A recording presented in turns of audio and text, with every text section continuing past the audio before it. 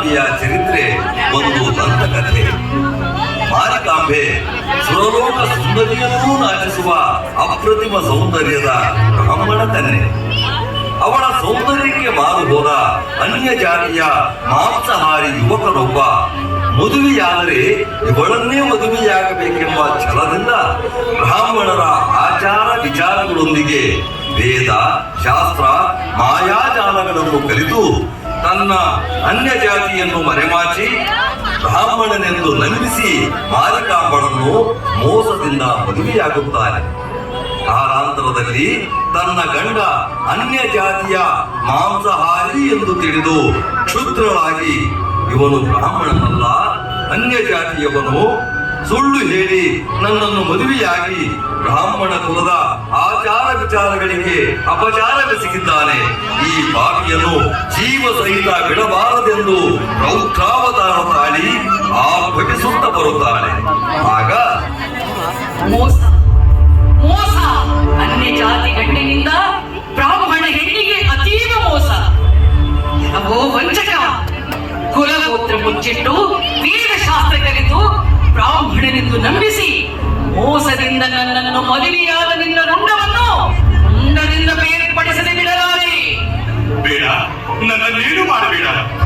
ನಿನ್ನ ಮೇಲಿನ ಅತೀವ ಮೋಹದಿಂದ ನಾನು ಈ ರೀತಿ ಮಾಡಬೇಕಾಯಿತು. ಮಾಡಿದ ಅಪರಾಧಕ್ಕೆ ಕ್ಷಮೆ ಇರಲಿ. ಕ್ಷಮೆ ಅದೆಂದಿಗೂ ಸಾಧ್ಯವಿಲ್ಲ. ನೀನು ಮಾಡಿರುವುದು ಕ್ಷಮಿಸಲಾರದ ಅಕ್ಷಮ್ಯ ಅಪರಾಧ. ಬ್ರಾಹ್ಮಣ್ಯ ಕುಲ ಸಂಪ್ರದಾಯಗಳನ್ನು ಗಾಳಿಗೆ ತೂರಿ ಮಾಂಸ ಭುಂಜಿಸಿ ಬ್ರಾಹ್ಮಣ ಕುಲ ಮರ್ಯಾದೆಗೆ ಮಸಿ ಪಡೆದ ಪರಮ ಪಾಪಿ ನೀನು. ಸುಳ್ಳು ಮೋಸ ವಂಚನೆಗಳಿಂದ ಕುಲ ಸ್ತ್ರೀಯರ ಕುಲಗೆಡಿಸುವ ನಿನ್ನಂಥ ದ್ರೋಹಿ ಬದುಕಿರಲೇಬಾರದು. ದುಡುಕಬೇಡ, ವಿಚಾರಿಸು. ಎಷ್ಟಾದರೂ ನಾನು ನಿನ್ನ ಗಂಡ. ಅಲ್ಲ ಅಲ್ಲ ಅಲ್ಲ, ಮನುಕುಲಕ್ಕೆ ದಂಡವಾಗಿ ಗಂಡ ದೇಹ ಹೊತ್ತು ಬಂದಿರುವ ಕೆಟ್ಟ ಪಿಂಡ ನೀನು. ಇಂದು ನಿನ್ನ ರುಂಡ ಚೆಂಡಾಡನೆ ಬಿಡಲಾರೆ. ಸಿದ್ಧನಾಗು ಸಾವಿಗೆ ಶರಣಾಗಲು. ನನ್ನ ಸಾವು ಅದು ನಿನ್ನ ಕೈಯಿಂದ. ಅಯ್ಯೋ ಹುಚ್ಚಿ, ಅಸಾಧ್ಯದ ಕನಸು ಕಾಣುತ್ತಿರುವೆ ನೀನು. ಸಕಲ ವಿದ್ಯಾ ಪಾರಂಗತರಾದ ನನ್ನನ್ನು ನೀನೇನು ಮಾಡಲು ಸಾಧ್ಯವಿಲ್ಲ. ಈಗ ನೋಡು ನನ್ನ ಮಾಯಾ ವಿದ್ಯೆಯನ್ನು.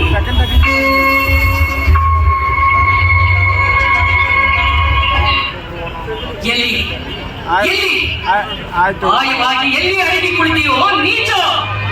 ನನ್ನ ಮುಂದೆ ನಿನ್ನ ಮಾಯಾ ವಿದ್ಯೆಯ ಆಟ ನಡೆಯಲಾರದು. ಅದಾವ ಪ್ರಾಣಿಯ ದೇಹದಲ್ಲಿ ಅಡಗಿ ಕುಳಿತಿರುವೆಯೋ ಆರೋ ನನ್ನೆದುರು ಬಾ.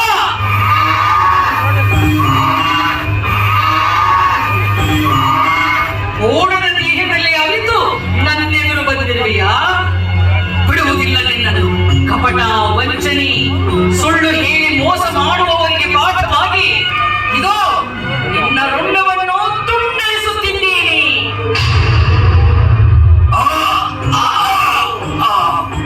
ಈ ರೀತಿ ಕೋಡನ ದೇಹದಲ್ಲಿ ಅಡಗಿ ಕುಳಿತಿದ್ದ ಗಂಡನ ರುಂಡವನ್ನು ಕತ್ತರಿಸಿ ಆವೇಶಗೊಂಡು ಮನೆಗೆ ಬೆಂಕಿ ಹಚ್ಚಿ ತಾನು ಅಗ್ನಿಗೆ ಆಹುತಿಯಾಗುತ್ತಾನೆ.